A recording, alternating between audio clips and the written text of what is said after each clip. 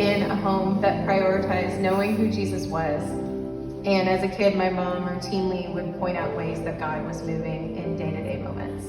I do remember one Sunday as a kid staring at the crucifix at the front of the church and really understanding the suffering and reality that Jesus went through, and that it was for me personally.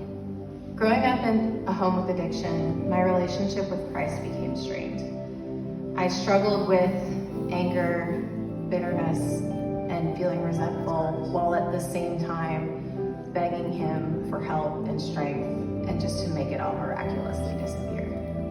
Into early adulthood, I found it was easier to put God into a box than to wrestle with the feelings that I had with understanding how he's working in the world. I pulled him out while I was dealing with infertility, while I was choosing my career path, when I was feeling scared, and on Easter and Christmas when it was expected. Fast forward to 2020, as a frontline healthcare worker, I really struggled. There was no time for God. There was no space for God. Literally, the churches were closed.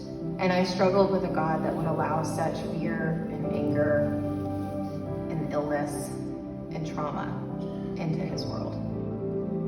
At the beginning of this year, I decided to come back to church. I decided not to let my fear of COVID and my understanding of who God was keep me from him anymore. This last year has been miraculous. Every single service, I feel like God is speaking straight to my heart, and I hate missing a Sunday. I've been able to reflect on how God has always been moving through my life, and that his grace and faithfulness cannot be contained. I am learning, even through bad and hard times, that God is always good, and that I don't need to understand him to fully trust him. Thank you to my husband, who has allowed me to feel held and free to grow in my faith journey without judgment. Thank you to my parents, who have always made sure Jesus was a part of my life.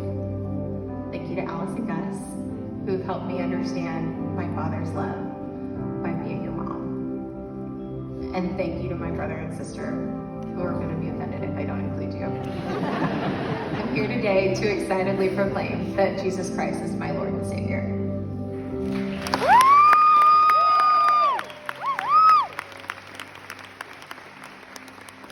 You're funny. You are. Why don't you say hi to your family now? And the cameras are over there somewhere. Wave hi to some of your family that's watching online as well. Ashley, we are, well, first of all, thank you for sharing your story. And then also thank you for, as a healthcare worker, serving our community as well.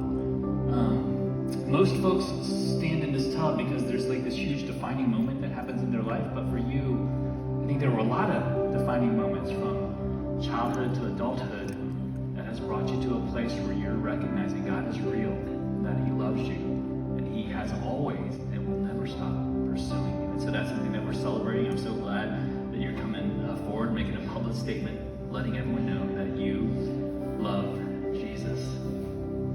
So are you ready? With that in mind, it is my honor to baptize you now in the name of the Father, Son, and Holy Spirit.